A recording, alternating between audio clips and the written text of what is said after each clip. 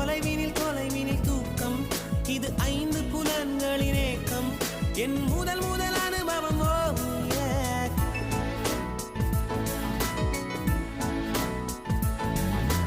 ஒலியின்றி உதடுகள் பேசும்